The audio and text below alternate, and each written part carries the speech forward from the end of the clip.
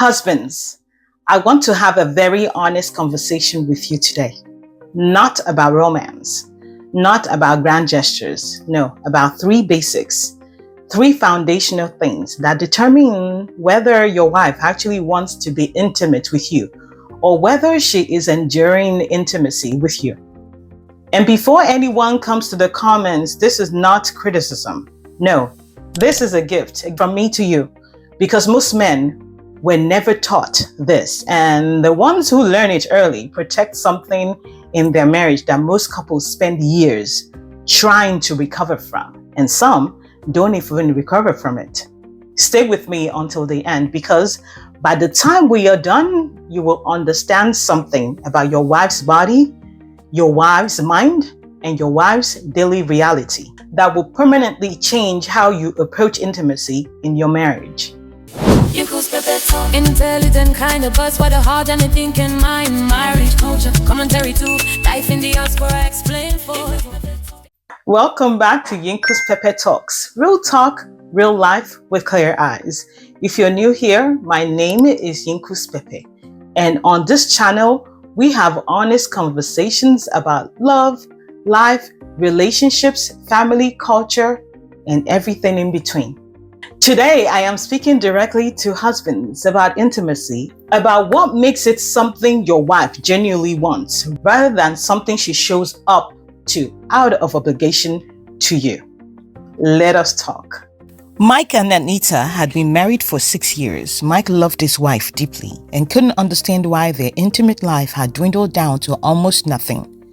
In his mind, he was a good husband. He provided, he didn't cheat, and he was physically attracted to Anita, his beautiful wife. But every time he reached for her at night, Anita would pull back, make an excuse about being tired or reluctantly go along with it while feeling completely checked out. Mike felt rejected. He started thinking, maybe she just doesn't find me attractive anymore. What Mike didn't see was how the entire day played out from Anita's side. On a typical Tuesday, Mike would wake up, barely say 2 words to his wife, and head to work.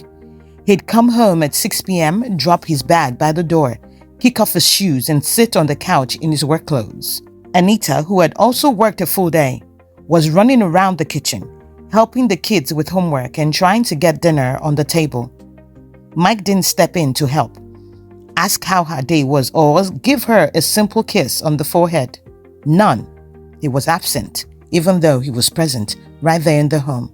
Around 10:30 p.m., after Anita had finally finished cleaning the kitchen, folding laundry and putting the kids to bed, she'd crawl into bed completely exhausted. Mike, after a full day out, unshowered with stale breath, would suddenly roll over, put his arm around her waist, and start initiating intimacy.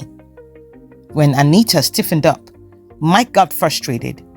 Why are you always like this? It's like you don't even care about this part of our marriage anymore. Anita lay there in the dark, silent and resentful, and then said, "You ignored me for 12 hours, let me drown in household work, didn't even bother to shower or respect me enough to refresh yourself, and now you expect me to turn on a switch like a light bulb? Be serious, Mike." Mike wasn't a bad man, but he was completely blind to the fact that he was breaking all 3 basic rules of intimacy before they even got under the covers. And that brings me to the very first thing we need to talk about today. Number 1, personal hygiene is non-negotiable in your marriage. Let me start here because it needs to be said clearly and without apology. You have been at work all day. Your armpits, your breath, your body. It is not at its best.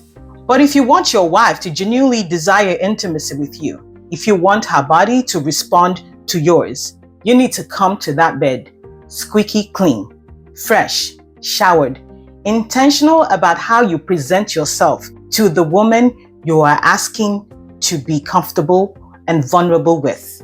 Now, think about it this way. You would not show up to an important meeting unprepared, right? So why would you approach the most intimate act between 2 people in your marriage with less care than you give to your professional life? Hygiene in your marriage is not optional. It is respect. It communicates, I prepared for you. I thought about you. I considered what this experience will be like for you before I arrived. That consideration alone changes the energy in the room. Number 2, intimacy starts in the morning. Research consistently shows that men have slightly higher sex drives than women on average, which means in most marriages, the husband is usually the one initiating more often than the wife. But here's what most husbands do not understand about that initiation. It does not start in the bedroom at 10 o'clock at night. No, it starts the moment you wake up in the morning. How did you greet your wife today? Did you reach for her? Did you tell her how beautiful she is? Not because you want something, but because she is and she deserves to hear it. Did you text her while you were at work? Did you come home in the evening and see her still working with the children, with household, with everything, and chip in and start doing things around the house as well? Did you join her? Or did you just get the remote and sit down and expect dinner while she's still running around with the kids? Because here is the truth about your wife's body. She is not a switch. She cannot be ignored all day and then expected to be fully present at 10 p.m. because you have decided it is time to show up. Her desire for you is built across the entire day, in the greeting, in the affirmation, in the moment you picked up the thing she was carrying without being asked. And when those things are present, she comes to the bedroom with energy for you, with desire for you, with something to give you. But when those things are absent, she comes depleted already. And depleted wives do not bring their full selves to intimacy. They bring whatever's left, crumbs, leftover. That's what they bring. In other words, take some of the load. It is your home too, not as a transaction, because you love her. And a woman who is exhausted cannot be fully present with you. And a wife who cannot be fully present will eventually stop pretending she is. Number 3, her pleasure is your responsibility. Yeah. By the time you finish, 99% of the time, there was a release. There was satisfaction on your part. That is not automatically true for your wife. A woman's body is built differently. It takes more time. It requires more specific attention. And it does not automatically arrive at the same destination just because you were both in the same experience. Which means 2 things: communication before intimacy, during and after. Not a clinical conversation, an honest one. What does she enjoy? What does she need? That conversation requires a husband who has decided her experience matters as much as his own. And do not leave her hanging. Do not do that. Do not be the husband who arrives, does what he came to do, is satisfied and rolls over while she lies there unfulfilled, and then wonders why she's not enthusiastic the next time you initiate it. Don't leave her hanging. Because in the back of her mind, every time you reach for her, she is running a calculation. Is this going to be good for me, or am I just going to be here for him again? And if the answer has consistently been the latter, her body will start to say no before her mouth does. Not because she does not love you, because her nervous system has learned to associate your initiation with her disappointment. You do not want that in your marriage, and you do not have to have it. So be present. Be curious about her experience, about her body. Communicate with her, and refuse to be satisfied until she is satisfied. Quick housekeeping. If you're looking for deeper conversations, actionable blueprints, and the practical work behind these discussions, join our larger circle on the Patreon app. Because here, we don't just talk about the problems, we do the work. And if you're always on the go, YinkusPepe Talks is now available in audio format on Apple, Spotify, and all major podcast platforms, so you can listen wherever life takes you.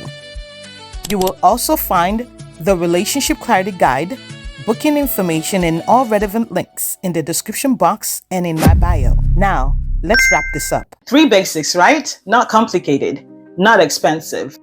just intentional. Show up clean.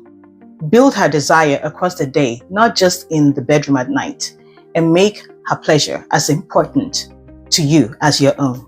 That is the foundation of a marriage where intimacy is something she looks forward to, rather than something she braces for. Husbands, you have more power to shape this than you know. Use it wisely. Thank you so much for watching. If this conversation resonated with you, do not forget to like, share, and subscribe and join the conversation in the comments below. And if you are watching this and you have any tips for couples, kindly put that below. Thank you so much for watching, and until next time, this is YinkusPepe. YinkusPepe, intelligent kind of buzz for the heart and the thinking mind. Marriage, culture, commentary too. Life in the house for explain for. Stay connected.